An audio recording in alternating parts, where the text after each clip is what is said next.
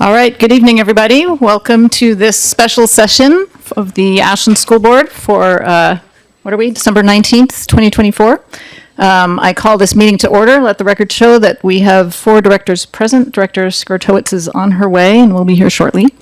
And we will start with the land acknowledgement. Does anybody wish to read it?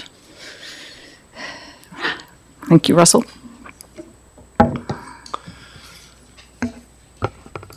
We acknowledge that the sacred land that we live and learn on today belongs to the Takelma, Shasta, Modoc, Klamath, and Umpqua peoples. We honor and acknowledge the traditional owners of the land we now call the United States. We recognize the Native American people's continuing connection to the land, place, waters, and community. We pay our respects to their cultures, country, and elders past, present, and emerging. Thank you. All right, so our first item is adopting the agenda, which we have all reviewed. So I will take a motion to adopt the agenda as presented. I move to adopt the motion as presented, or the agenda as presented. I second. All in favor? Okay. And then we have a consent agenda. This just is some minutes from prior meetings that will be submitted into the record. So I will again take a motion to approve the consent agenda as presented. I move to approve the consent agenda. I second. All in favor? All right. So we move on to our main topic, which is the presentation by the Ashland School Board and Sunstone Housing Collaborative, which we will be hearing from several members of both our board and the Sunstone Board. Jill, are you? Dan is starting us off? Sure. Okay. All right. Well, thank you everybody for coming tonight. And I mean that sincerely. It's really great to see people show up for stuff that they care about. I only have 2 slides. And the short story is we have declining enrollment. As a board member on the subcommittee to increase enrollment, I wanted to understand what's going on, why, and what we can do about it. This is not unrelated to budget, as our general fund depends directly on the number of students in our schools. Every 5 years, we get a report of enrollment trends and causes, looking back 10 years and forward 10 years. So I put these together into a big picture across 50 years, looking back 30 and forward 20. We peaked enrollment in the 93-94 school year. We had nearly 3,600 students, and that makes sense. It's the crest of the wave of boomer kids, and we've been downhill since. The first time that we were alarmed by this was the early 2000s. Enrollment was looking like it would be down 10% across a decade. From a report that the city of Ashland put together called the Ashland Affordable Housing Report. We helped, the district helped with that. We said, quote, these are not my words, "The housing situation is getting worse for people with low and moderate incomes. About half of employees of Ashland's major employers cannot afford housing in Ashland.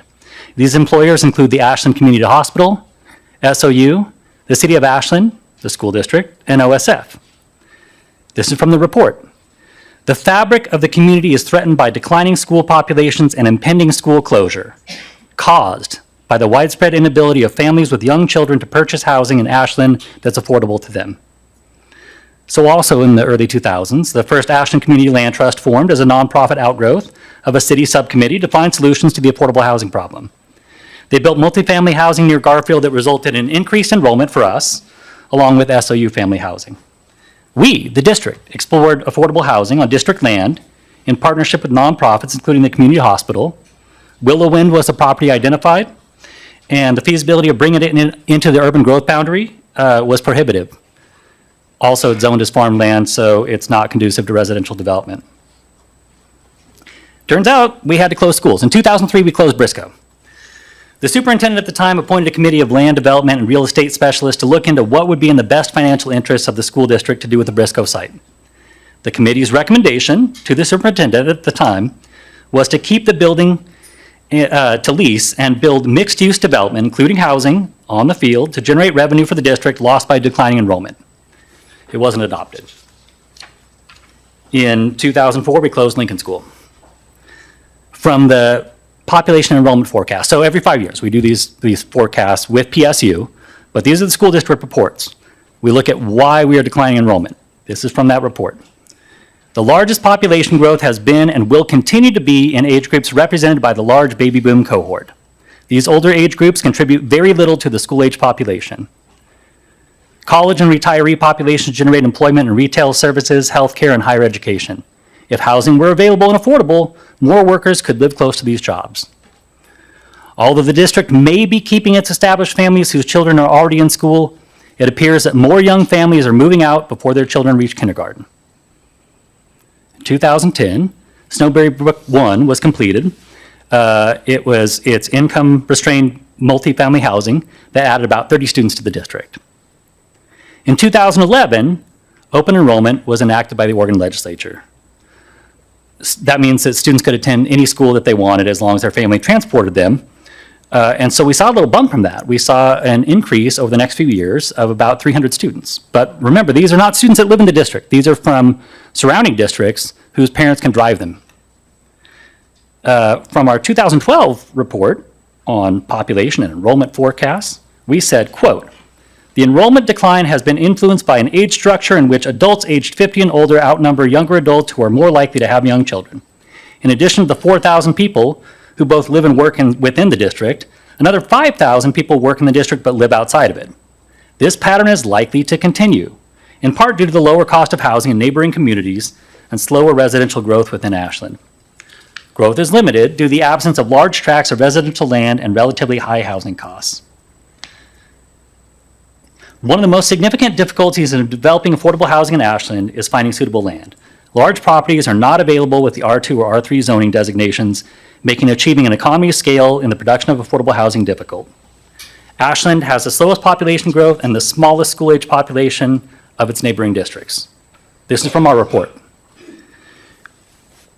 Ashland Housing Program Specialist Linda Reed said at the time, "We are running out of centrally located, flat, buildable land in Ashland." This is the district's report about the causes of enrollment decline in the school district. In 2017, the last school year of open enrollment that was the last year for Ashland School District, the law sunset by 2019 because it's not equitable. So in 2017, we did another population enrollment forecast.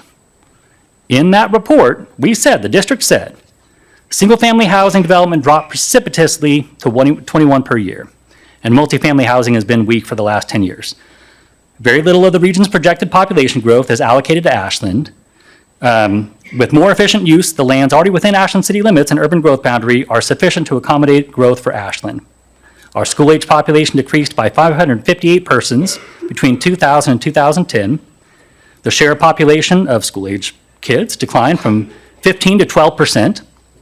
And by 2020, the school-age population was expected to decrease by another 174 students. That was our report in 2017. In 2018, we sold Briscoe School for $2 million. $1.5 million to the city of Ashland for the building, now rented by OCDC, which is a program, Oregon Child Development Coalition. They have 188 students from ages 6 weeks to 5 years old.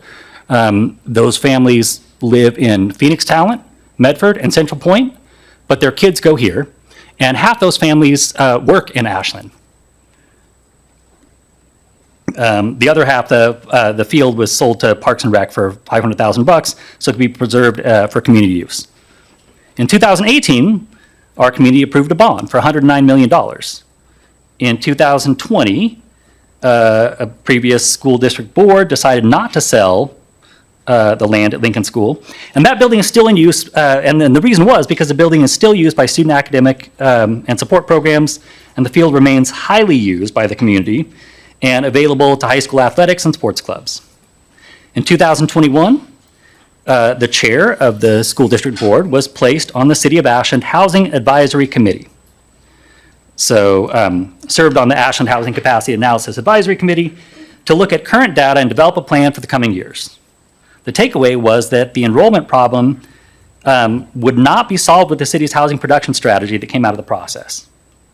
In 2022, Snowberry Brook 2 was completed, 30 more students added to the district through multifamily housing, bringing the total brought in by income-restricted housing to a third of our total enrollment gain since the year 2000. In 2022, our report, our population forecast, Oh, no, I'm sorry, excuse me. This one's PSAU's population forecast that we use for our enrollment report. Talked about how 63% of Ashland's renters are cost burdened. That means they spend more than a third of their income on housing. Demographic and economic trends will drive demand for affordable and diverse housing in Ashland. This is quoting from the report. Baby boomers are expected to remain in their homes as long as possible. The ability to attract millennials and Gen Z will depend on the city's availability of renter and ownership housing large enough to accommodate families while still being affordable. Growth in Latino households will drive demand for housing for families with children and multi-generational households. Ashland will need more diverse housing types to meet these housing needs and address demographic changes. Without the diversification of housing types, lack of affordability will continue to be a problem. Over the next 20 years, Ashland will need to plan for more multifamily dwelling units to meet the city's needs. So that was the PSE report. Again, we used that one. In 2022, our enrollment forecast memo said, Ashland is much slower in growth than Jackson County. The factor hindering growth is a steep decline in the number of children. There's only one ASD student for every 4 to 5 new single-family homes and 1 for every 7 apartment units. However, specific developments will see much higher rates. Larger rental units with income restrictions are home to many families with children. In 2022, an innovation committee was created by the superintendent and board, charged with gathering info and advising the board on ideas and possible solutions to the pressing issues facing our district. The solutions required finding outside funding and creative approaches to do the work, and the proposals must do the most good for the greatest number of students and prioritize equity. In 2023, the Ashland Housing Production Strategy, which our board chair helped create, talked about how equitable housing goes beyond affordability. It aims to ensure all people have housing choices that are diverse, high quality, energy efficient, physically accessible, and reasonably priced, with access to employment opportunities, services, and amenities, convenient to everyday needs such as schools, childcare, food, and parks. In the report, there is a reminder that 125 students in our district are homeless. Many of these live out of their cars and in tents right now. The goals for the city of Ashland are to encourage development of low and moderate income affordable rental housing, increase opportunities for affordable home ownership, encourage development of income restricted affordable housing units. Ashland is forecast to grow by only 858 new dwelling units in the next 20 years. That translates to, at most, an increased enrollment of 122 kids. Meanwhile, we're losing them. Ashland will need more attached and multifamily housing in the future, increased demand for affordable housing for families, both ownership and rent. Our existing deficit of housing that's affordable, low income, and middle income indicates a need for subsidized, affordable housing for renters and affordable home ownership, and that we have sufficient land within the urban growth boundary to support the development for the next 20 years. So that's the Ashland's report, but it was with input from our board chair. So in 2023, we created an enrollment subcommittee on attracting new families to Ashland.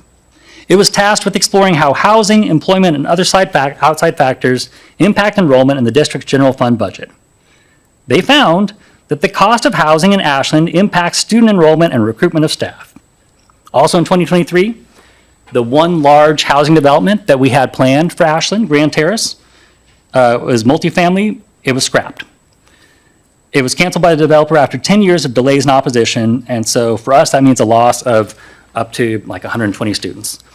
In 2024, we laid off about 20 staff, the school district did. About 5% of our workforce due to budget concerns, and at least 16 of those were teachers. Also in 2024, the Greater Ashland Community Land Trust formed. It was a nonprofit outgrowth of kind of the city's equivalent to the Innovation Subcommittee on attracting new families to Ashland. They are a promising potential partner. And also in 2024, the plan for affordable homes at Beach Creek with Habitat for Humanity was reduced from 8 to 2, which affects us in the district. On its own, can we do that next slide, Jackie? On its own, this is a serious problem, but we do not exist in a vacuum. I wholeheartedly support Superintendent Hattrick's vision that we become the best district in the state. And I truly believe that we are now the best district in the region, but this is going to be hard to sustain if we don't address our declining enrollment. My concern is not that we're going to lose students in neighboring districts, but that is a possibility as they grow and we shrink. My worry is that when families consider moving to the region and they're picking on where to live, they're going to pick where they can find housing. where school quality is increasing, where there are supports such as childcare. Let me go over this slide really quick, just because I think it's interesting. Our median home price is more than 10 times our median household income. In Central Point, it's the same population as Ashland, but it has double the number of students. The school district has double the number of students, and that's just going up. Home prices are 4.7 times the household income. Medford is 4 times the size of Ashland, but has 5 times the number of students. Home prices are 6 times the household income. Their number of students is going up. Phoenix Talent is half the size of Ashland, but there's the same number of students in that district, nearly. Home prices are 7.4 times household income, and the number of students is going up. Ashland is going to grow 0.4%. That's 0.4%, not 4%, 0.4% per year for the next 50 years. But the percent of K-12 students is going to drop. Central Point is going to grow by 24% in the next 50 years, and the percent of students is increasing. Phoenix Talent is going to grow by 33%, the percent of students is increasing. Medford is going to grow by 44%, and the percent of students is increasing. In each of these communities or districts, demographics are shifting to be younger and more diverse. Attainable housing is being addressed, and there are growing services to support families.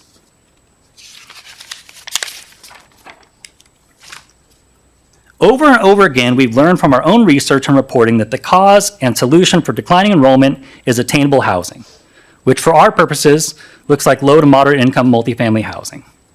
The conclusion I came to from this, you might come to a different conclusion, but that this is not a city problem. This is a district problem. Nobody has been solving it from the outside for us for the last 25 years, and there aren't any external heroes on the horizon. I sincerely believe that we need to take some agency in solving this problem for ourselves to be part of the solution, and so that's why I'm committing my time to it. Thank you. Thank you, Dan. Jill? Thanks, Dan. I'm just going to quickly go over just kind of the history of the Increasing Enrollment Innovation Committee. I'm going to let Jackie get the slides. Okay, you can go to the next slide. The primary question that was asked of the committee was, how can we attract families back to our city and as a result, our schools?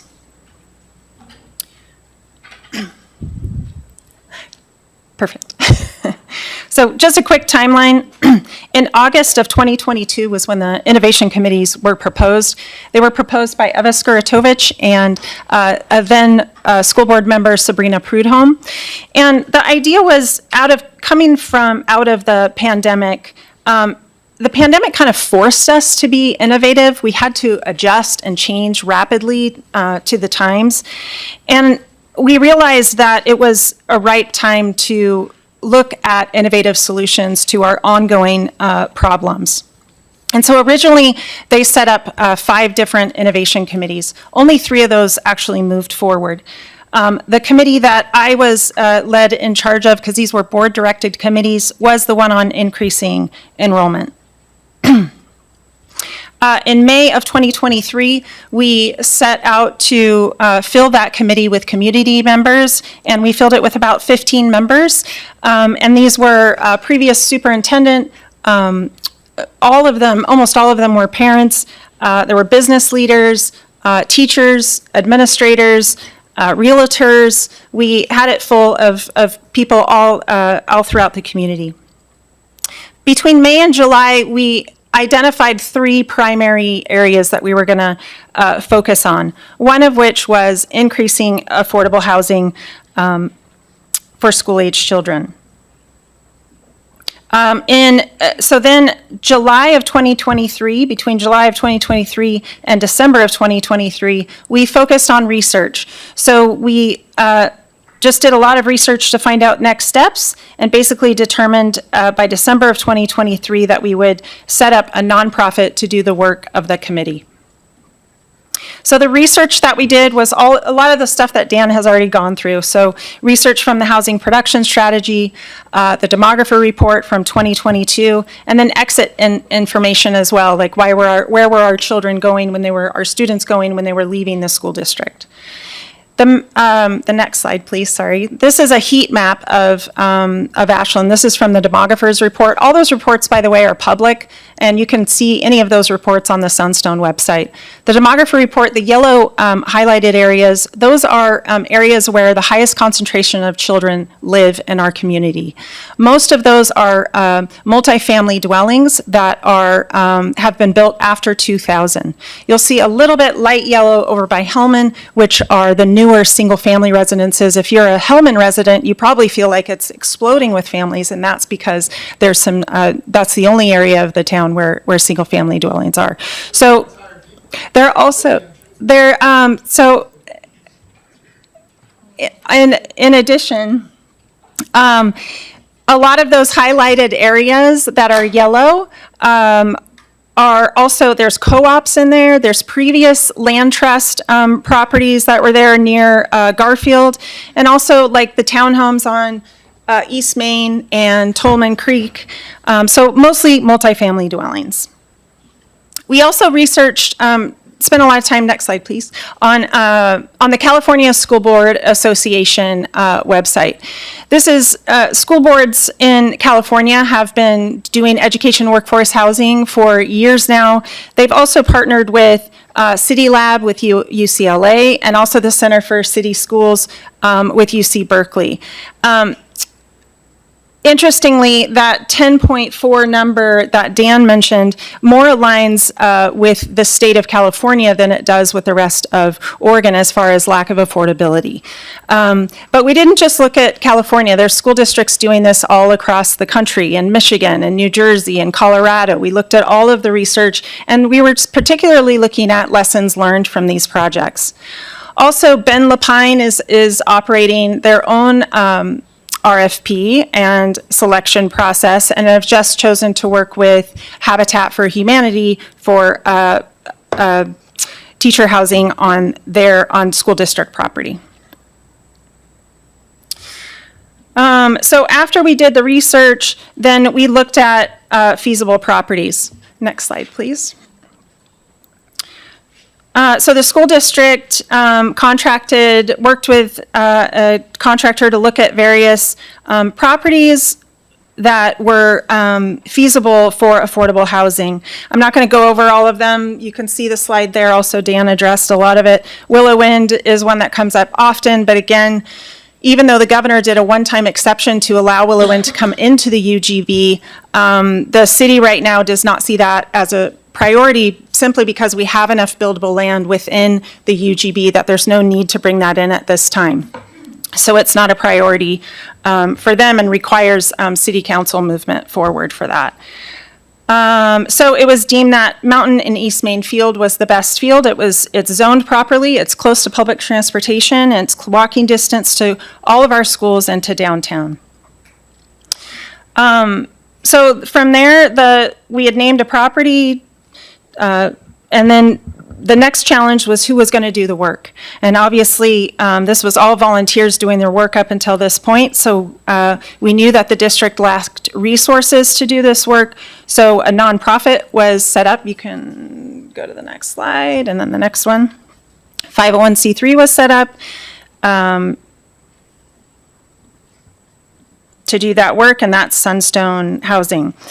So in January of 2023, in January of 2024, we received a grant from AllCare, and at that time, Krista Palmer was hired as the executive director, and she's been doing the work.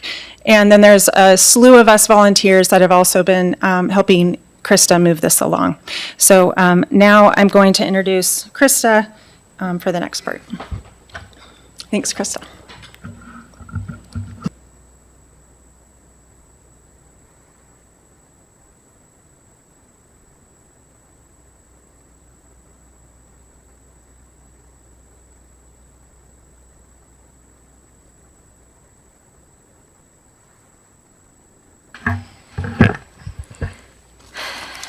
Good evening, everyone. Thank you for being here. We have quite a bit to get through. Let me get my glasses, sorry. I won't be able to see you guys, but I'll be able to see what I'm reading, so. All right, the Ashland School District has engaged Sunstone Housing Collaborative to consult with and advocate on the district's behalf to identify a buyer of certain surplus land and facilitate the redevelopment of that property into affordable housing to increase district enrollment. This is an excerpt from the Ashland School District and Sunstone Housing Collaborative Master Services Agreement finalized in July of this year.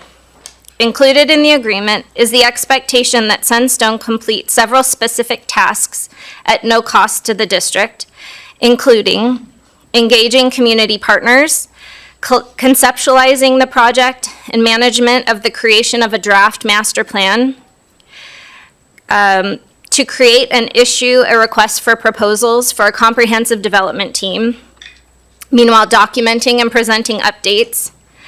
With the culmination of these tasks, based on approval, Sunstone will manage contract negotiations with the school district and the selected development team.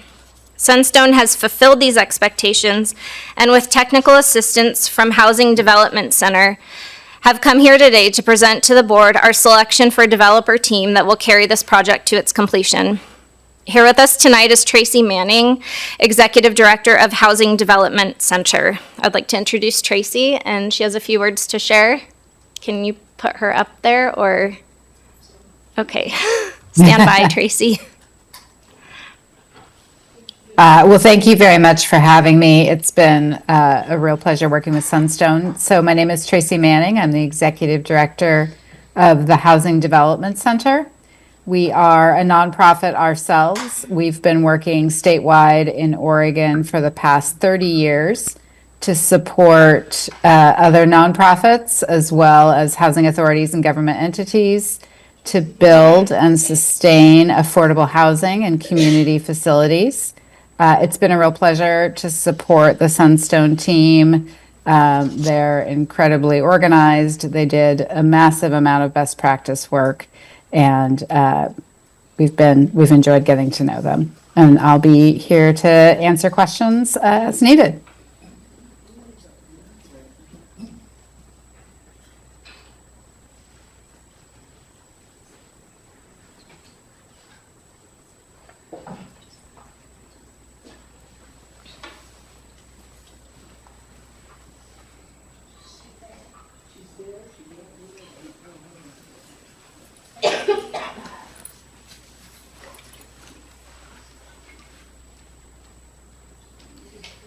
Tracy, are you muted on your side?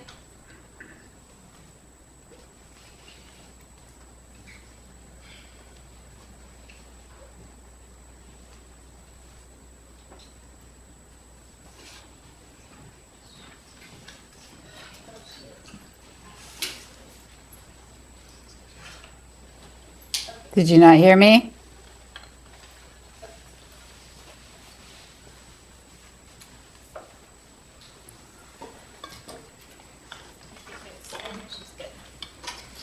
Tracy, you should be able to hear us, or we should be able to hear you now. Did you miss my Thanks, introduction? everyone, for I your can start over. patience. Can you hear me?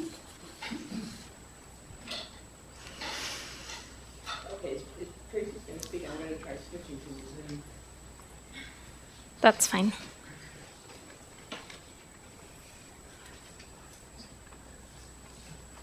Krista, can you hear me? Oh, Can you say something?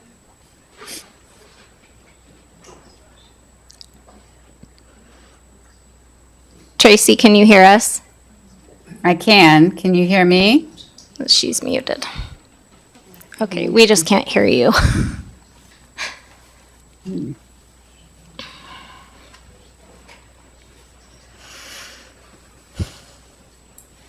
Matt, can you hear me?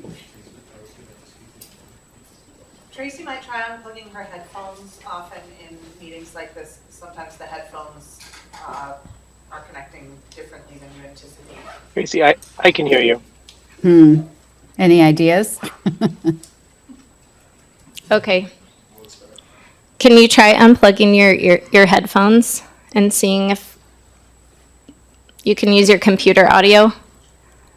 Yes. Did that help? No. Darn it. Did you unplug them? Yeah. Don't usually have the. Oh, yay. Okay, we can hear you now. Sorry about that. So my name is Tracy Manning, and I am the Executive Director of the Housing Development Center. The Housing Development Center is a statewide nonprofit. We've been working for about over 30 years, and our role is to assist other nonprofits, housing authorities, and governments to build and to sustain affordable housing and community facilities. So we've been working with the Sunstone team for a few months now, and I have to say I've been really impressed and gratified by their thoroughness, the due diligence that they've done, and best practice research. We learned some from them as well. So here to answer any questions that the board may have. Thank you, Tracy. All right. Apologize for the technical difficulties. We will move on. So this is a summary of the developer selection process that we undertook, highlighting the significant work that has gone into getting us to this point, and which will take us to the next important step of this project's feasibility stage. After months of research and relationship building and a lot of learning about the complexities of this development idea, a draft master plan was necessary to inform the content of the RFP and the developer selection process. I reached out to Chris Brown of the local firm Architect and discussed the essential goals for this project. Examples of previous similar work and experience with community-informed design confirmed our choice to work with them for a draft of the master plan. The master plan team incorporated information I gathered from several initial surveys and research about best practices for mixed income housing development. They did an amazing job listening to our desires and concerns while maintaining professionalism and expressing unwavering commitment to set the stage for a beautiful new addition to serve our community. The culminating master plan draft demonstrates the primary goals of this project, including housing for families, universal design concepts, open spaces, and a design to thoughtfully include households of varying income levels. The master plan draft was included with the subsequent request for proposals in order to communicate these goals to potential responding developer teams. In order to ensure that Sunstone issued an RFP that comprehensively communicated the project's requirements and adhered to procedural requirements, we contracted with 2 highly qualified companies to assist in the proposal composition and solicitation process. HMK is a locally based development consultancy firm, and Housing Development Center is a reputable nonprofit affordable housing consultant and development partner based in Portland. The RFP was issued on November 6, 2024, sent directly to nearly 100 recipients, as well as we realized later, to even more than that through the Affordable Housing Information Pipeline. All submissions were received by December 3rd. Oops.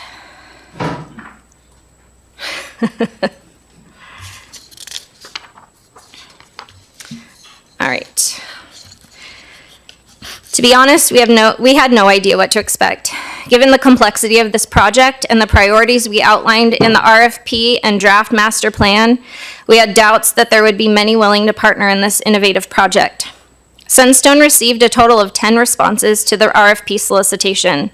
Some proposals were for full development teams, and others were for segments of the entire development requirement, so we scored those accordingly in the event that we would need to pair them with another equally high-scoring individual segment proposal.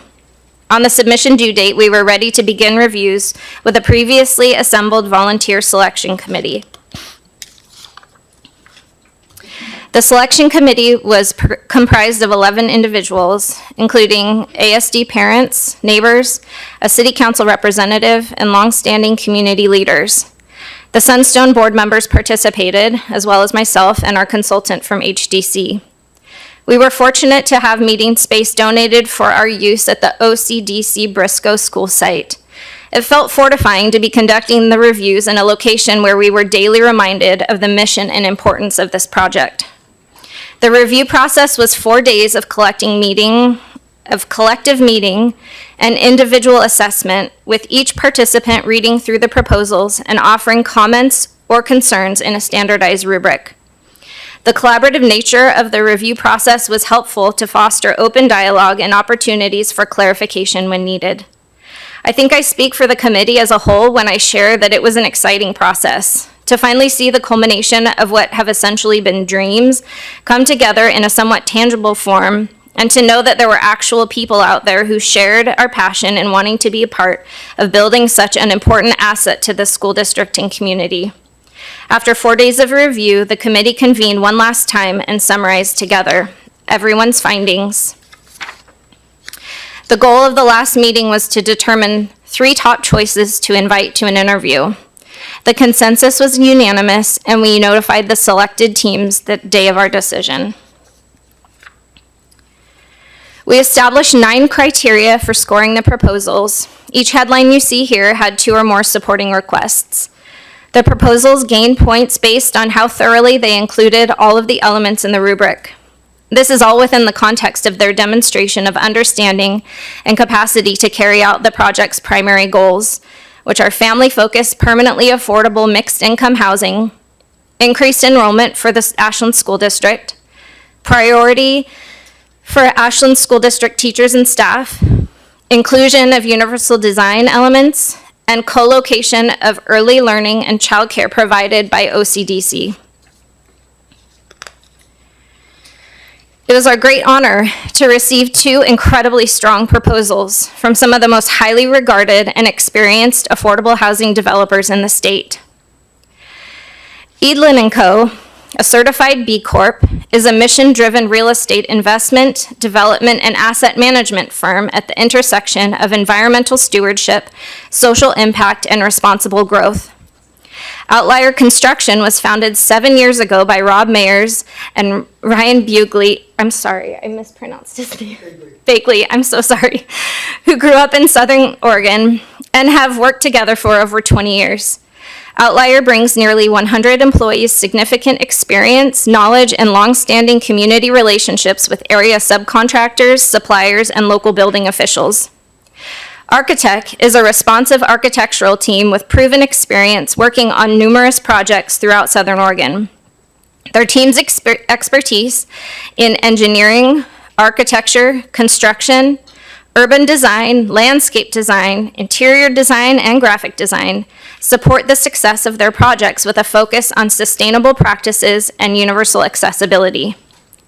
The Greater Ashland Community Land Trust is a new Oregon nonprofit that provides environmentally sustainable and permanently affordable homeownership opportunities for those who contribute to the fabric of the Southern Oregon economy and community.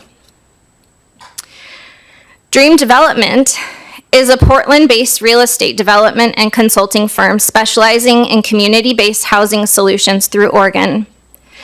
Northwest Housing Alternatives, based in Milwaukee, Oregon, is a leading developer of affordable and workforce housing throughout Oregon. They develop, build, and asset manage rental housing designed for diverse populations. Walsh Construction is a GC, a general contractor, headquartered in Portland, Oregon, with expertise in affordable housing and a thorough approach to pre-construction planning. Walsh is committed to creating high-quality, fiscally responsible projects that meet the diverse needs of the community it serves. MWA Architects is a mission-based architecture firm that designs housing to support humanity's well-being and provide access to healthy infrastructure through various project types integral to thriving community. They are also based, based near Portland. 10 Over Studio is a San Luis Obispo-based architecture firm that would provide the design team for homeowner component in coordination with MWA. And again, Greater Ashland Community Land Trust. The scoring committee concluded that both of these teams presented a comprehensive approach to developing permanently affordable housing that would serve the Ashland community in perpetuity. Dream Development received an averaged score of 76.2 out of 90. Edlin & Co., Outlier, Architect, with the Greater Ashland Community Land Trust, received an average score of 80.1 out of 90.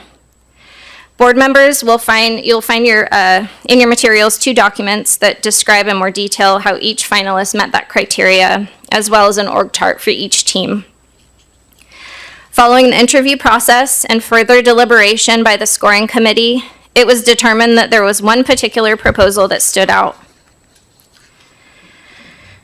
The Edlin & Co., Outlier, and Architect, along with the Greater Ashland Community Land Trust team, surpassed expectations with deliberate attention to 4 key areas of this comprehensive request. Around innovation, Outlier is navigating the process of 3D printed homes, and Edlin & Co. is developing Edlin Habitats and Technologies, which is aimed at producing cost-efficient, highly resilient middle-income housing. This team is also predominantly locally based, with strong community ties and capacity for growth in the region. Architect and Outlier have long-running internship and apprenticeship programs that we would love to see expanded through this project in order to further support the growth of young people entering the trades in Southern Oregon. This team expressed enthusiasm and intention toward the partnership with OCDC to bring co-located early education and childcare to the development and the rest of the city. I believe that the composition of the team committed to carrying this project through is crucial to its success. We had a choice between 2 incredibly competent and experienced teams with demonstrated ability to bring affordable housing to Ashland. What stands out about Edlin, Architect, Outlier, and the Greater Ashland Community Land Trust is their deep connection to this city, to the school district, and their personal accountability to bring every priority of this development to our community.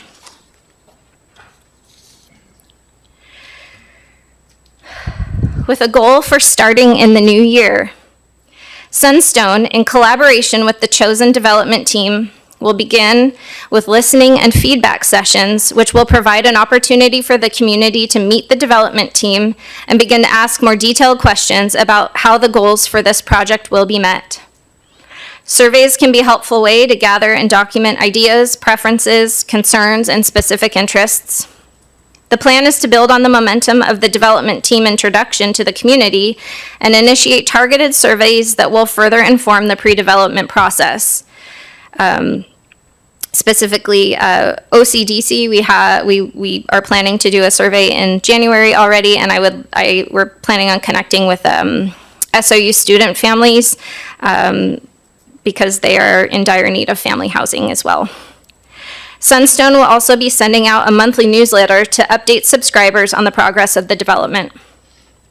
Another priority is to bring together focus groups to more deeply understand the perspectives and needs of people who share specific identities, particularly those who may traditionally be marginalized from this process. This allows the development team to begin a process that addresses priorities and builds consensus through collaboration. As I said, beginning in the new year, the development plan will begin to take shape. The chosen development team will lead this process with Sunstone providing necessary support. This will likely begin with establishment of an MOU, which is a Memorandum of Understanding, an agreement between the development team and the school district that will determine a mutually agreed upon path to follow. Roles and responsibilities of the team will be established. Initiation of public process will follow, allowing for community-informed design. Overall design for the development will be established with the completion of the master plan. Capitalization or funding sources will be acquired throughout this process. Consideration of land disposition will proceed with the process required according to Ashland School District policy and Oregon state law. With clear communication and understanding established with all parties, it is feasible to expect this process to conclude by the end of 2025. Thank you. This is just a recap of the timeline.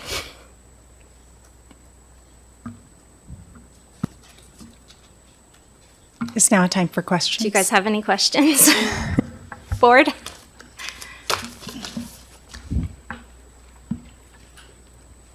So I just want to be clear in this decision we're making today. Is it that we would accept the recommendation, or is it, are we choosing between the top two, or what is it exactly that we're doing today?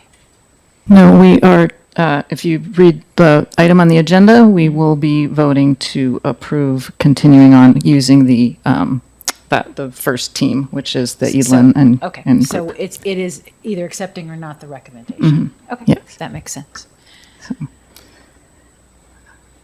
And then in terms of community engagement, and I know you're not going to be an expert on this, and I don't know if there's other folks from these organizations. How experienced are these organizations with community engagement and enacting kind of the feedback that they get? Because clearly that's going to be really important. Absolutely. I mean, that's an integral part to this whole process from the beginning. It was very clear from all four of the members of our preferenced team that is a significant part of what they're doing. Edelin and Co., they've been doing this for decades, and they, community informed design and development is a focus of what they do. And that is more of what you'll hear about when the choice is made. We made sure essentially that both of our top choices, both top recommendations, had an explicit commitment to the community engagement process as well as experience. I know in our experience with Architect through the master plan draft process, they shared with us extensive examples of community engagement and question and answers and listening sessions and that they have conducted for previous projects that they've done in incredibly thoughtful, accessible, and helpful ways to inform the work that they're doing. I know that there are similar similarities with Outlier. So I have no doubt that is an integral part of that process.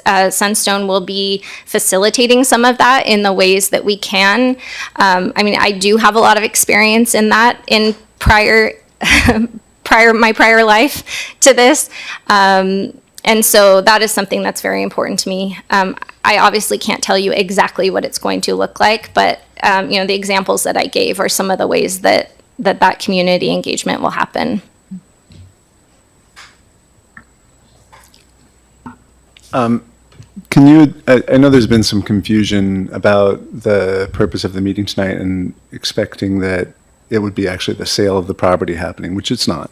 Can you clarify for everyone, like when that threshold would be crossed and what things have to be sort of checked off the list before we would hit that point? Right, yeah. So this list, this essentially is the pre-development, feasibility pre-development phase.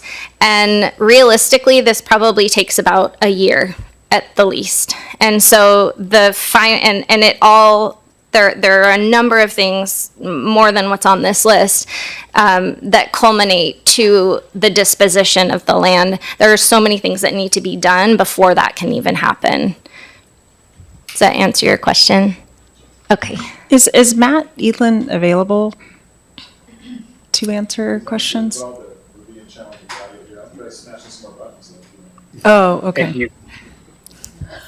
So in the meantime, I'd love to ask a question of Chris regarding the statement about the internships and apprenticeships. If we could just hear a few words about that. Is that something that could benefit our students, or is that community members that would be involved in those projects? Yeah, I think that the representatives from those specific entities would be able to answer more specifically, but in our RFP and in the interview process, we explicitly wanted to ensure that any internship or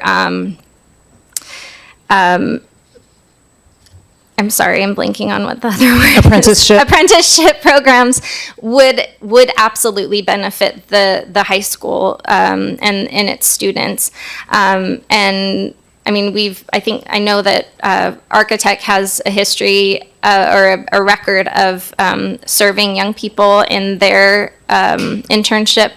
Is someone standing? Oh, you keep looking over there. I'm not sure. I'm looking at Someone Chris. I'm was just standing wondering up. if Chris wants to add any information. That would be great. Okay. Okay, sure. Yeah.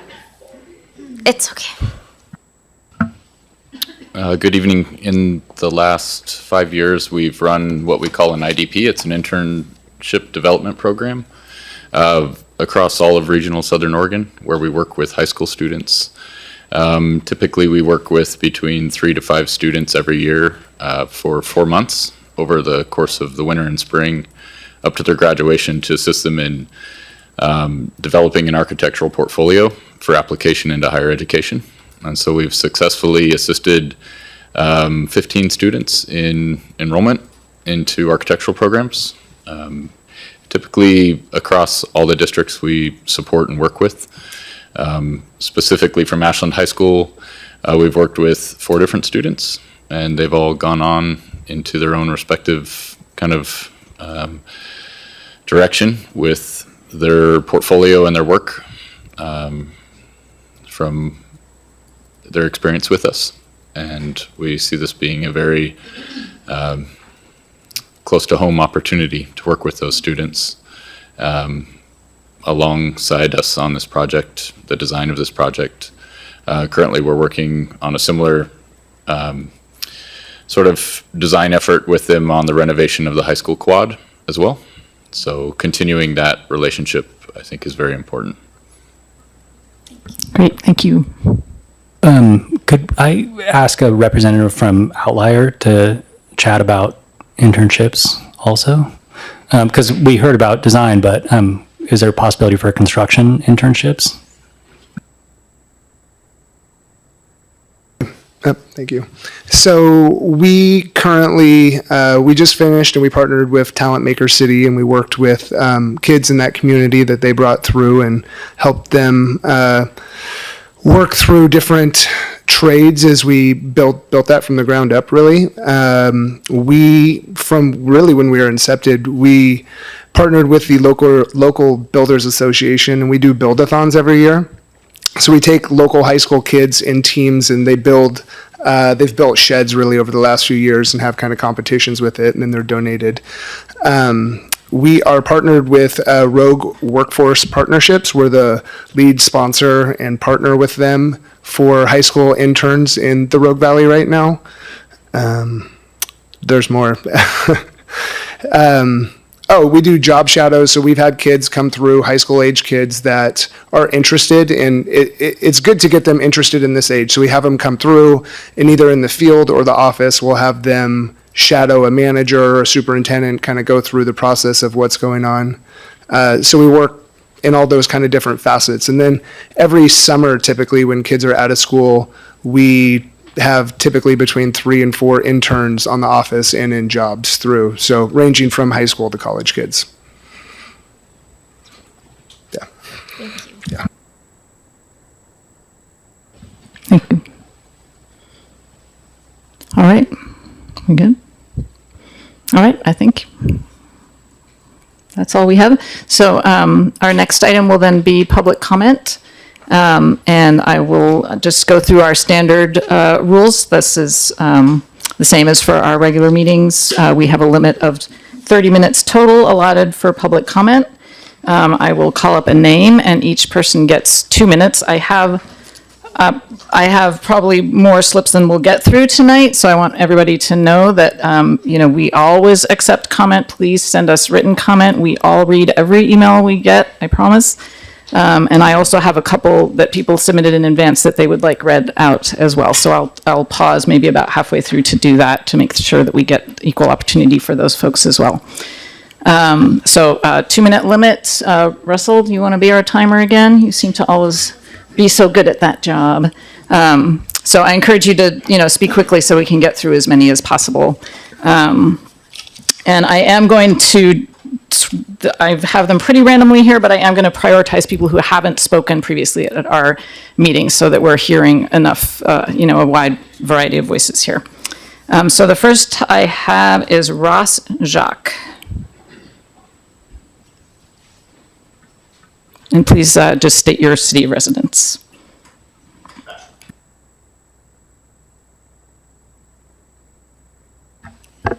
Thank you. My name's Ross. I'm a parent.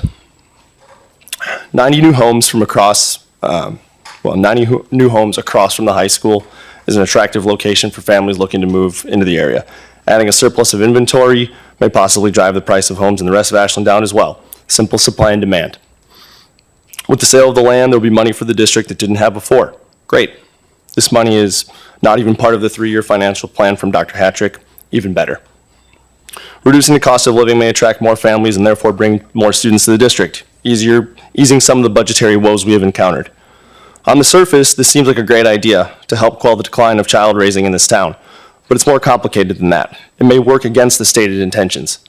Furthermore, whose job is it to take on a mission like that? It seems the school board has decided it's their job and has gone rogue and reformed themselves into real estate developers who have put affordable housing opportunities ahead of their duties as a school board. I think I speak for many when I say the school board's task and purpose is to provide staff and students with all the tools and opportunities needed to be successful in their jobs as teachers and learners. Obviously, some of you came into this position with a passion for providing opportunities for people to live in this town. I'm with you, but I'm here to tell you that is not within your scope of practice as a school board member. If the school board wants to do their part to make Ashland a more attractive place to live for families, please do work to provide a more attractive product. The educational experience. That should be your mission. It's your job to make the schools as good as they can be, not the housing opportunities. I moved my family to Ashland 10 years ago because the school system was so exemplary. Now look at us. Lincoln Field doesn't need to be 90 homes for who knows how many, but probably not even 90 students. If you force this through, this space will be gone. Instead, it could eventually be under construction to become beautiful new turf, baseball, football, soccer, lacrosse, dance team, marching band practice spaces that hundreds of students and families can benefit from for years. It could be a jewel. That's time. A real selling point for home buyers. Thank you. The field is on campus, near the school, the locker rooms, transportation, and the athletic trainer. I'd like Current to, state of despair. I really want to let everybody possible have a voice, so we are going to limit it to 2 minutes. Thank you. Okay. Okay. All right. Next, I have David Herring. David Herring.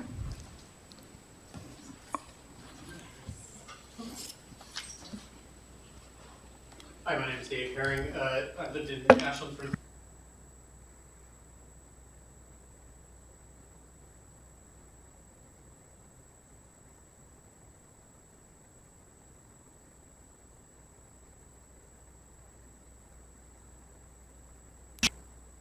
hear me okay, but all right, thanks. And in the interest of time, because you have so many people, I'm just going to say that I echo the sentiments of the previous speaker. I oppose this project. I oppose the development of that field into housing. I think it ought to be reserved for use as an athletic field adjacent to the high school campus. Thank you. Yeah.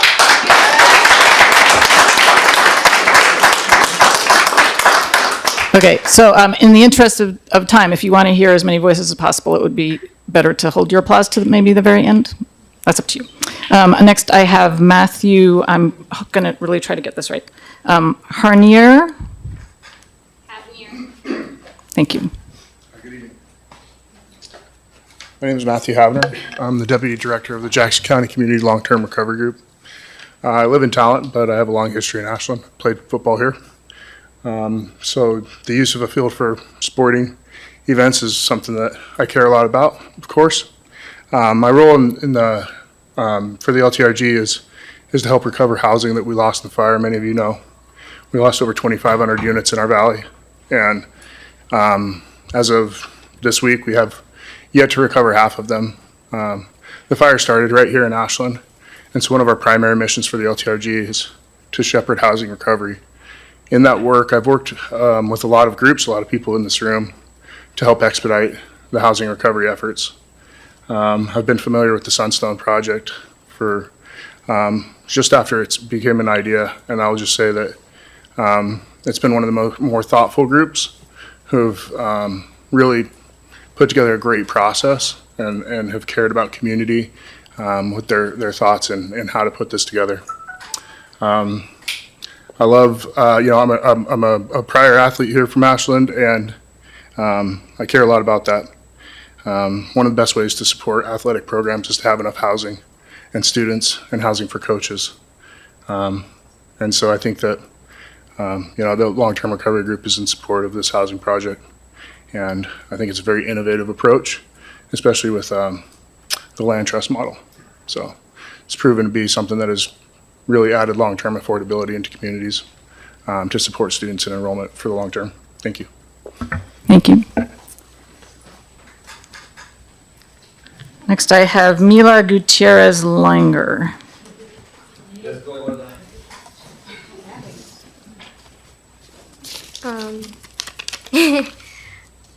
Hi, my name is Mila. I'm a 7th grader at Willow Wind Community Learning Center here in Ashland. I love to play soccer, and I'm hoping to continue playing soccer when I go to Ashland High School in about 2 years.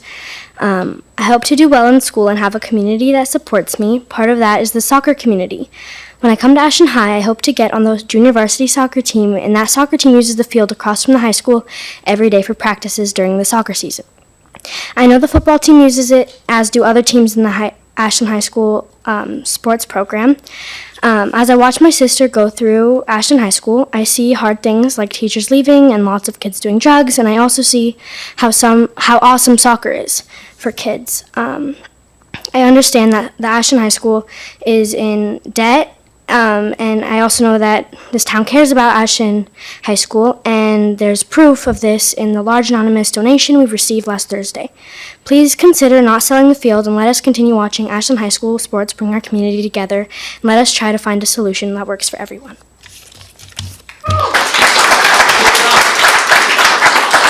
Thank you. Greg Starbird.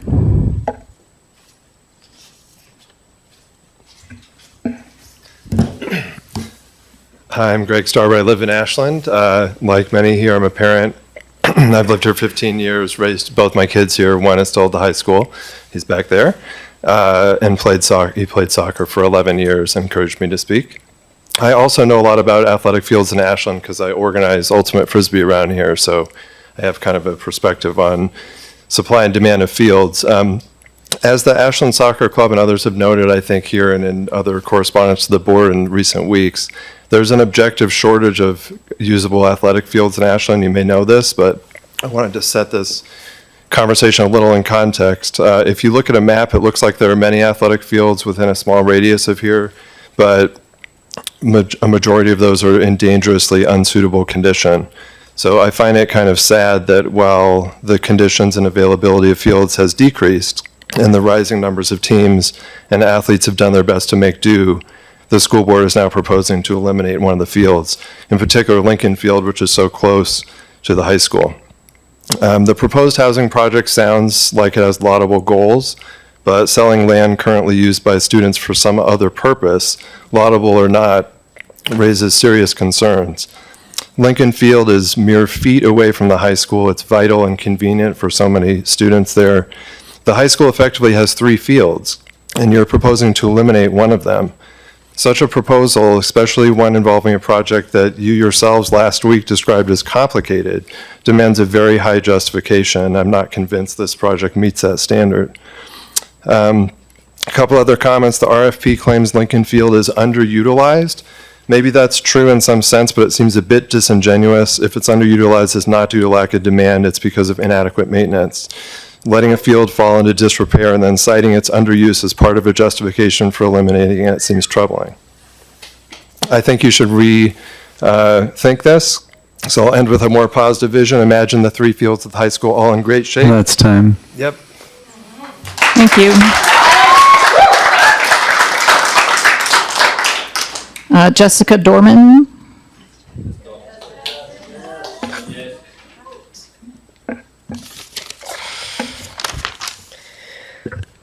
Hello, my name is Jessica Dorman. I'm a resident of Ashland and have been since 2014. I'm also a freshman at Ashland High School and played on the varsity soccer team this fall.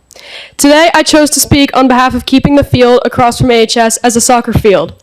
Currently, AHS soccer may be the only sport in the school that is bringing in students instead of pushing them away, including 2 teammates of mine, one of which who moved here from Eagle Point to participate in the program, and another who decided to stay at Ashland for soccer instead of moving to Medford schools. I've also lost peers and friends from 8th grade who chose to move to Medford schools for their basketball, volleyball, and softball programs. And I have friends who run cross country who are thinking about moving to Crater or St. Mary's because they are thoroughly disappointed in Ashland's program. If we are talking about boosting enrollment, the way to go about it is through supporting and uplifting the programs we offer. This may be a goal of yours, but what I saw when I learned that this field is going to be taken away from us is not a district that is focused on the welfare of its athletes. If you sell this field, what are you giving us in return? How are you going to compensate for taking a resource away from us? If the answer is sending us to AMS or North Mountain Park, this is not showing us that you care. I suffered a concussion this fall during a game. If this were to happen at a field like those I just mentioned, would there always be a trainer on site? Could this actually be a health and safety issue? Not only does this frustrate me, it actually makes me sad. I don't want to lose present and future teammates to other schools. I don't want our teams to have no place to play. Soccer at AHS is growing and thriving. Why would you stunt that? I understand you're passionate about affordable housing, but there is city land and unused district land that can meet this need. Thank you.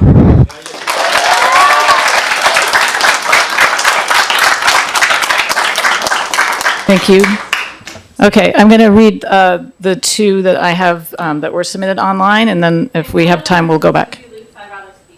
No, actually, it's not. So the first is Lori Jovic, and she says, I'm the mother of 2 children, ages 9 and 11, who live and attend school in Ashland. I'm writing to advocate not only for my own children, but for all current and future youth athletes in our community. I'm asking you to please consider an alternative site for the Sunstone housing development. Specifically, I implore you not to sell the district-owned Lincoln Field. There's no question that Ashland faces a critical need for affordable housing. However, as a representative of Ashland students and families, I urge you to weigh the long-term implication of this decision. Providing opportunities for children to play sports is vital to their physical health, emotional well-being, and personal development. Organized sports teach teamwork, discipline, resilience, and community engagement, skills that extend far beyond playing field. The community opposition to the development of Lincoln Field is evident, as demonstrated by the more than 600 signatures on the change.org petition opposing this location. This outcry is not about opposing affordable housing, but about protecting a resource uniquely valuable to our schools and students. Due to its proximity to the high school, Lincoln Field offers a convenience and synergy that cannot be replicated at other sites. There are those that argue this field is never used, which highlights the disappointing lack of outreach made to the athletic community. As the high school soccer, football, baseball, and softball coaches will attest, they already have too many teams with inadequate space for them to practice and have games. They are eager to expand their programs, and there is potential for new team sports such as flag football. Losing Lincoln Field would worsen an already challenging space shortage, directly affecting high school teams and indirectly impacting youth sports programs. Youth sports such as soccer, baseball, and softball are already struggling for adequate practice and game space. If more high school practices and games are pushed in North Mountain Park, the competition for field access will intensify, leaving even fewer opportunities for younger athletes. For many families, including mine, the opportunity to participate in sports is an essential part of childhood and school experience. As you work to increase enrollment in the Ashland School District, please also prioritize retaining and supporting the students already here. I respectfully ask you to prioritize the well-being of Ashland's youth and protect Lincoln Field for current and future generations. And the second is from Sue Crater, Executive Director of the Ashland Supportive Housing and Community Outreach. And Sue says, I'm writing to you in support of the Sunstone Housing Collaborative proposal for the Ashland Attainable Housing Project at 79 Lincoln Street.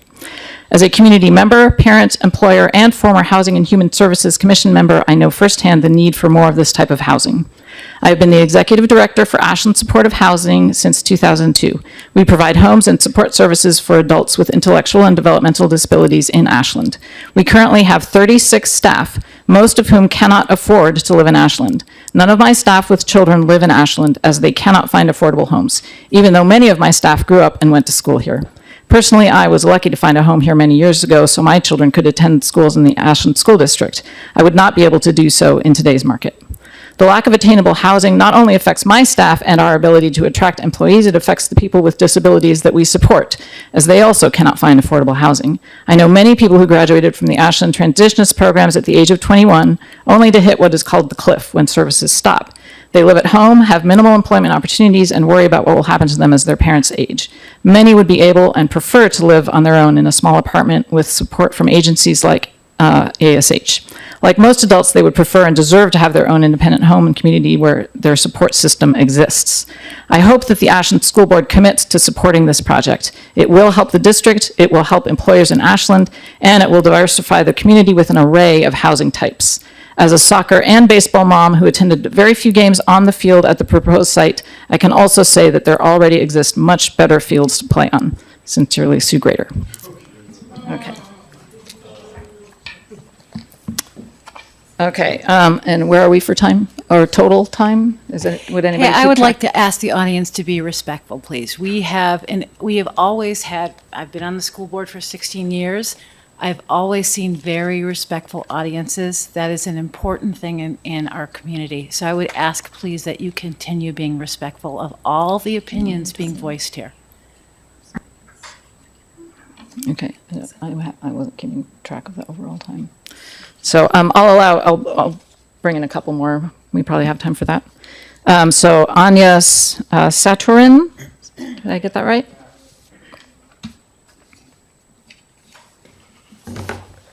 Hi, my name's Anya, and I'm a sophomore at Ashland High School, and I'm on the girls' soccer team. I've seen throughout the recent fall season the struggle for space for 7 sports teams to practice a day. There were multiple days where one of the JV soccer teams had a game on Lincoln Field, and there were teams practicing on the turf field and the field at the track. There were also teams practicing whenever field space was possible, even if that meant 6 a.m. or 9 p.m. Also, with the sports programs growing and many new athletes joining, this creates the need for more teams, and for example, there's hope to have a girls' soccer JV2 team next year. The one downside of that is, where will they practice? If the Lincoln Field were to be sold, this would mean that teams would have to leave campus for practice, which is not feasible for everyone. It's a lot more convenient to have a field that's a mere 29 steps away from the school. Many families do not have the ability to give their child a ride to practice right after school, and the majority of students cannot drive yet or do not have a car. A lot of athletes also use the resource of the trainer on campus directly during or after or before practice. This resource would not be available if we were off campus. I really understand the need for low-income housing. I just hope there's an option that does not take away space for our athletics. Thank you. Reese Donovan.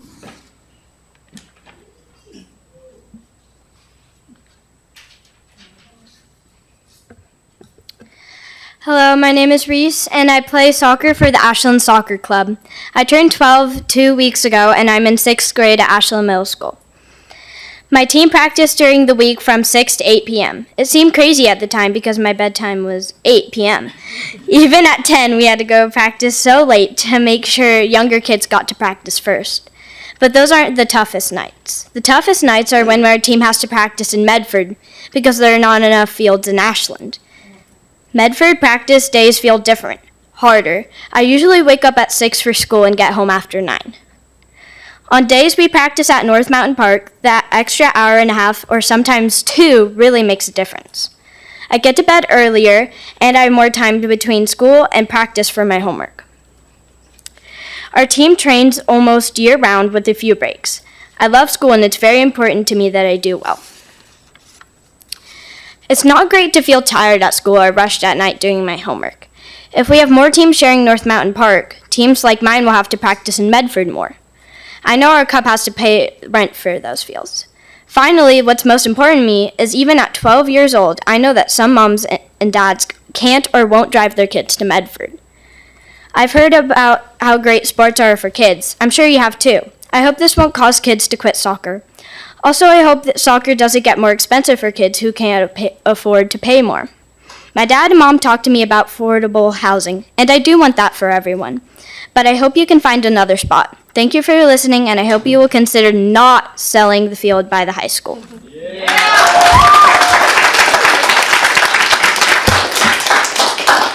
All right, I'll take one more. Luna Gutierrez-Linger.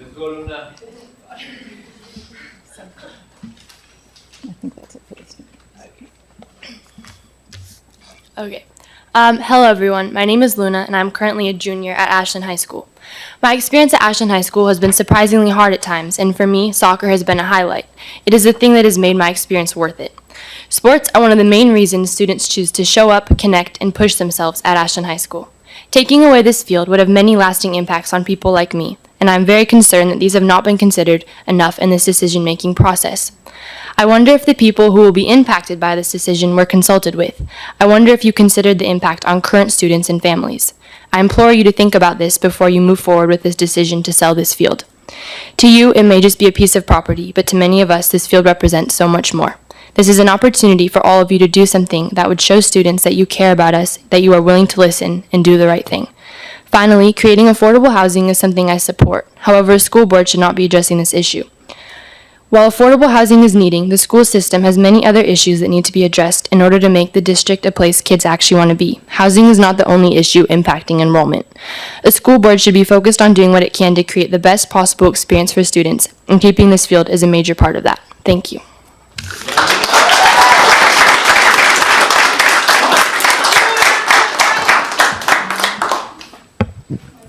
All right, thank you. So we are going to move on to our next item, which is our actual action item, which is approving the proposal. I'm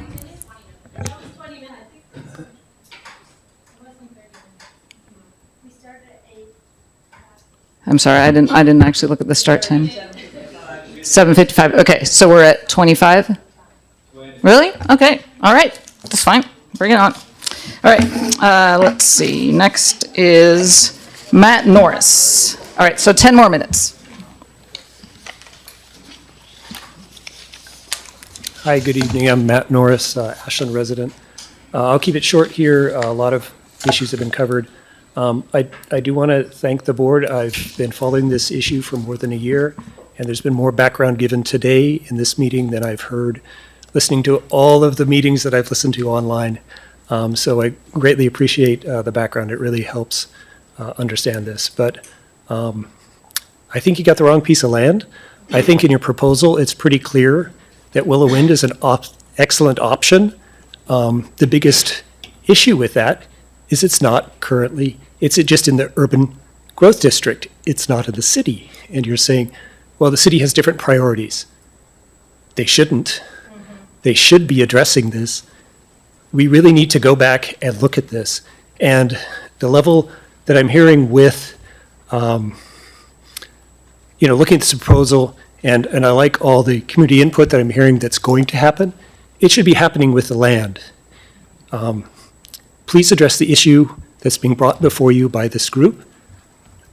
That is also part of your responsibility. Thank you. Thank you. Dan Elster.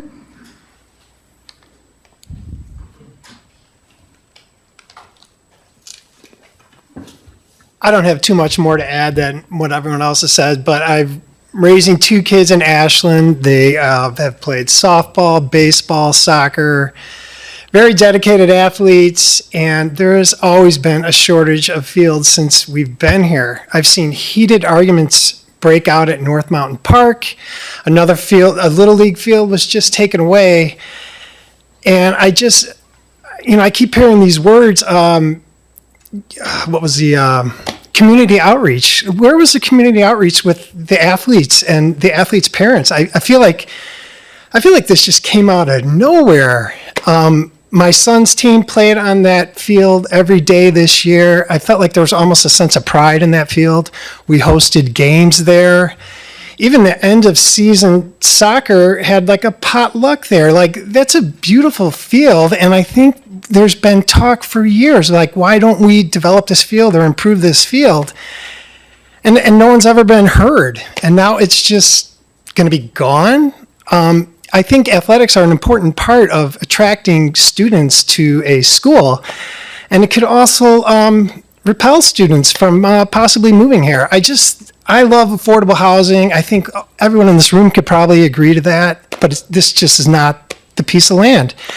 And I will echo, why is Willow Wind just not a priority for the city? I mean, there is a huge piece of land that's not being used. It looks like a fire hazard half the year. So anyhow, I hope you will reconsider. Thank you.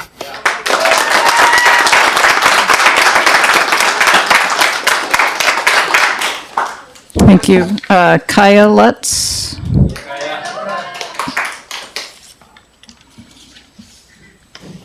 My name is Kaya Lutz, and I am an 11th grade student at Ashland High School, and I ask, for the sake of students and athletes' efficiency and safety, please do not sell Lincoln Field. As an AHS student and junior class president, I am constantly informed about the less than desirable parking situation at the school. Already, many students must park blocks away and walk long distances from their cars due to lack of parking closer to campus. As a result of this, many students often are in a hurry and driving or on foot, leading to close call accidents on the daily. Almost any student can recall a time they were almost hit by a car coming back from lunch or between classes.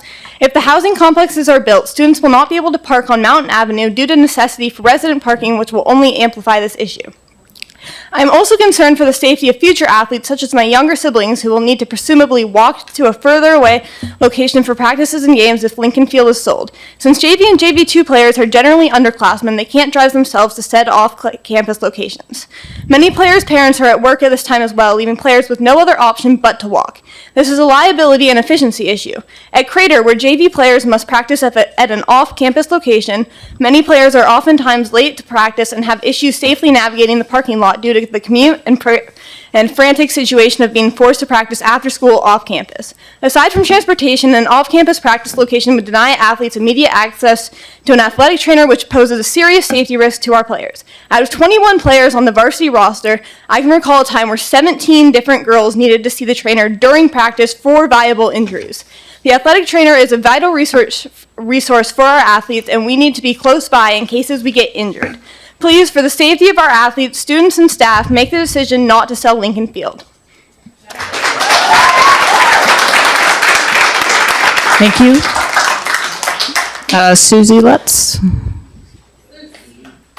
Lutz. Sorry. I object to the sale of Lincoln Field. I coached soccer at Lincoln Field in the spring of 2022, after which we were told by district employees the field was no longer available for our use. Baseball programs begged the former superintendent to use the land. They offered to actually pay maintenance and pay for needed upgrades. But field use was still denied. This fall, practices and games were hosted here. The master agreement between the school district and Sunstone Housing in Recital C states, Sunstone Services advocate to identify a buyer of certain surplus district-owned real estate and to facilitate the redevelopment of the property into affordable housing to increase enrollment. Grounds for dispute and revocation of this agreement include: 1, the field is not surplus. An example of a surplus field would be like the one in front of Willow Wind. 2, there is no guarantee your projected housing will increase enrollment. You are overestimating your numbers by not including the percentage of kids not enrolling in the public school and the students that will leave if you develop Lincoln Field. When ASB decided to sell Lincoln, there was no input from the community on field use. Now presented with the information, your housing objectives continue to supersede the needs of your students. There are 300 kids living in the Ashland School District that do not attend the public schools. No root cause analysis has been investigated on why they are not enrolled. A board member stated last week that they are early in gathering this info. By reaching out to these families, it is possible you could remedy the current enrollment crisis more immediately. You failed to follow through with its objective in favor of building affordable housing.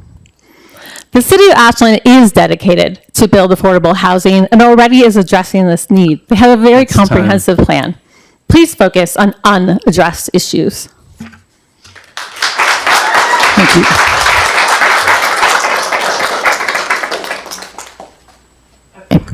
All right, thank you.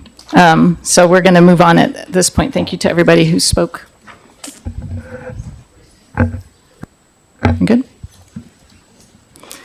Okay. So before we move on, I just, well, I want to thank everybody for showing up here. It's really, I mean, it is amazing to see people who are this passionate about our students and our community, and that's really what we're all here for. You guys elected us to the school board. The school board elected me to be your chair, so I'm just going to say a couple of words as, you know, being the voice who was put in this position.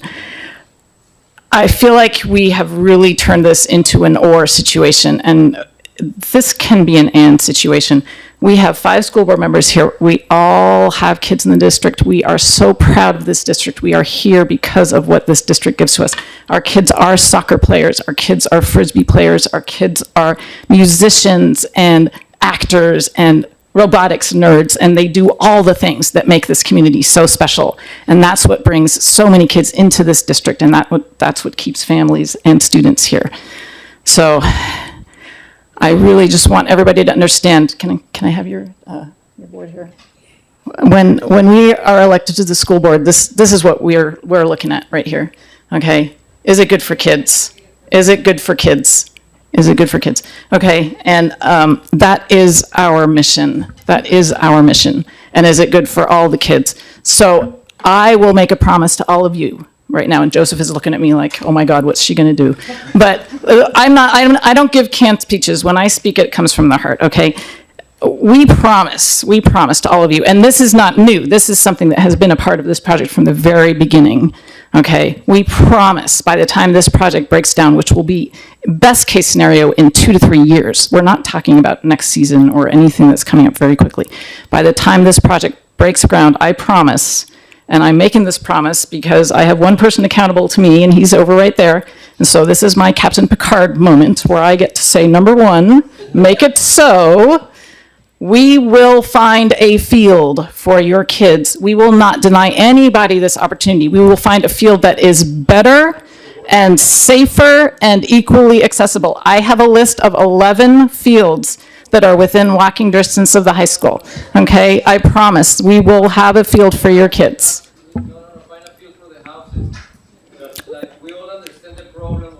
Okay, thank you. Thank you. Okay, so I do make that promise to you. It comes from my heart, and it is with every best intention of everybody in this room. So thank you. That's all I'm saying.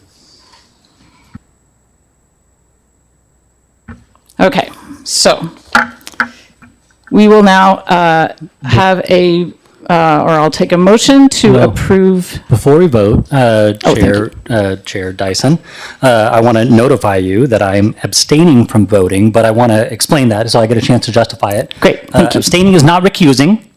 I want to be clear that there is no conflict of interest for board members to serve on the boards of supporting nonprofits, but I want to make a statement about why I'm abstaining. I believe this is the right thing to do. Our job is to consider what does the most good for the greatest number of students, not just now, but as far as we can see into the future. This is not for our kids in high school now. They're going to have moved on by the time this project is completed if we're successful.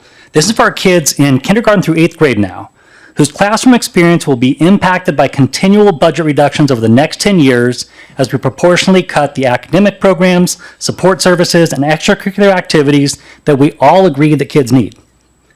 This is for the kids that will be born next year. That'll be in 3rd grade by the time our enrollment is expected to be lowest, barely above 2,000 students, if we don't do anything. At that point, our schools will be slightly more than half capacity because we overbuilt for the bond. But if we do this, we're positioned to be looking at growth in 2043 when it's time for another bond. That's where I want to be.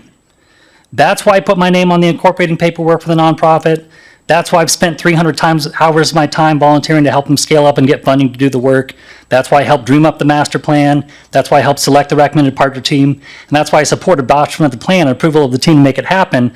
But that's the work that I contributed to this, not the vote tonight. Thank you, Dan. Owen, yes, please. I just wanted to real quickly say something to all of the students, and some of them are my peers in the district that are here tonight. As ASB co-president, elected by some of you in the audience, I know some of you in here, I really want to commend you on 2 things. 1, standing up for something that you believe in, so obviously that's really important to do. And secondly, for the students, doing it in a very respectful way. That's how we have these conversations. That's really important. So I just wanted to say that makes me really proud as ASB co-president to see high school students being respectful when engaging in these adult level dialogues, and then also to other students in the district. It just shows how the level of talent is so great in our district. So thank you. Thank you, Owen. That was very nice. Good. And I agree. Hi, thank you. I also wanted to speak out about this because I think as a board representative of the high school, it is my job here to represent the students and advocate for them and my own perspective as well. And I think with this dilemma, I have heard through many voices and many students, not including just in this room, but through campus-wide, that it has been something that is it is looked at as not wanting, like if there was any other option for a different space to use and utilize for this type of housing project, because I do believe it is important, and I think that the work being put into it is important as well. But I think that if there's any way to collaborate with other people to look for optional space for that is not Lincoln Field, it would be appreciated by the students especially. So. Thank you. All right. So is this our opportunity to make comments before we vote? Or are we going to hear it, then we'll have a chance for comments, and then we'll do a vote? You can discuss before we vote, sure.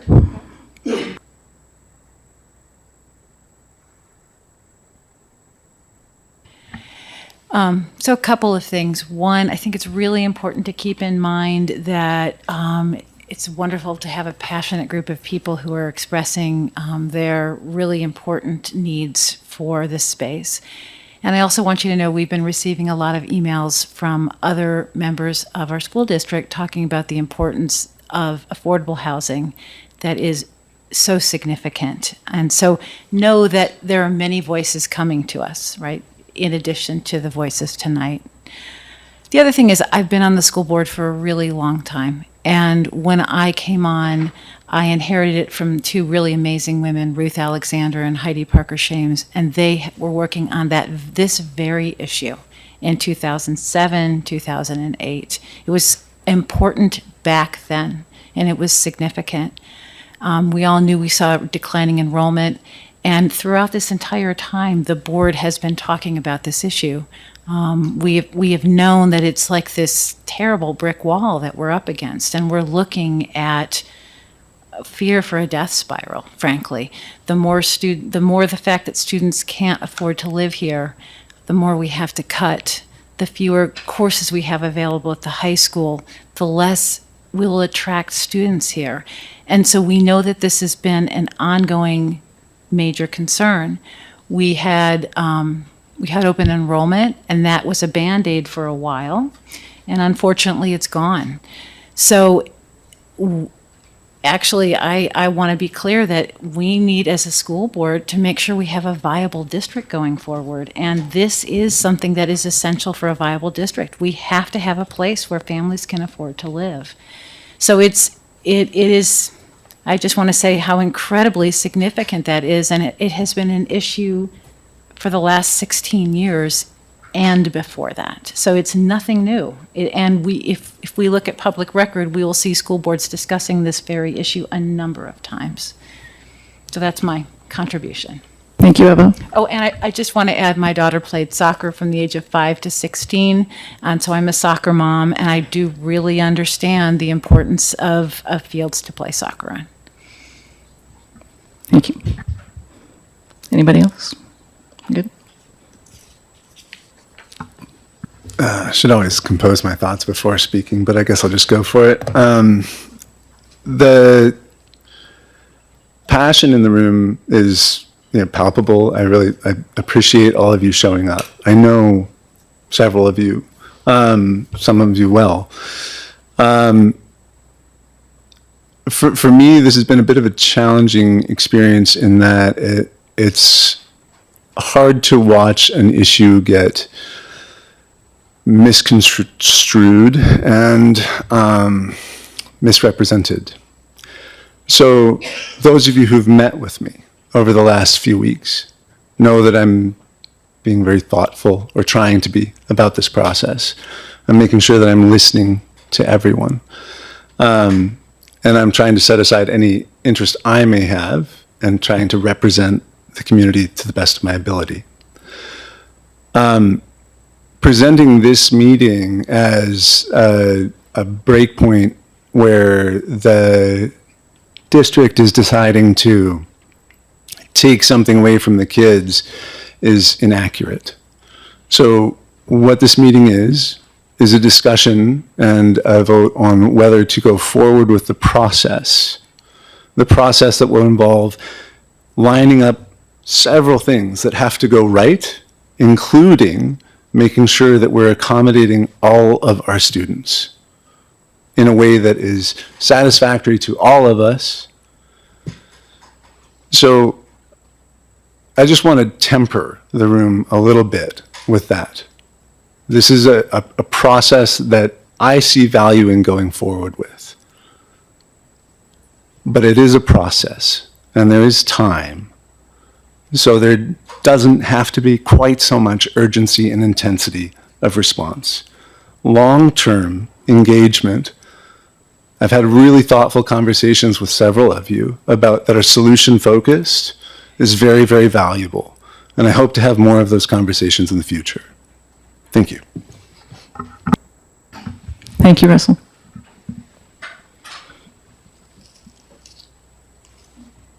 Ready? I move approval of the recommendation to move forward with Edlin and Company, Outlier Construction Company, Architect, Design and Architecture, and the Greater Ashland Community Land Trust as the development partners for the Ashland Attainable Housing Project located at East Main and Mountain in Ashland, Oregon. I second. All in favor?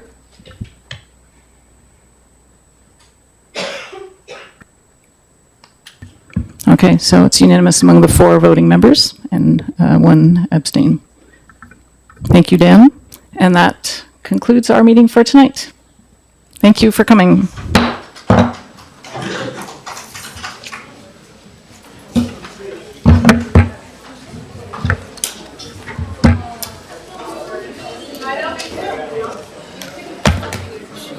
Yeah.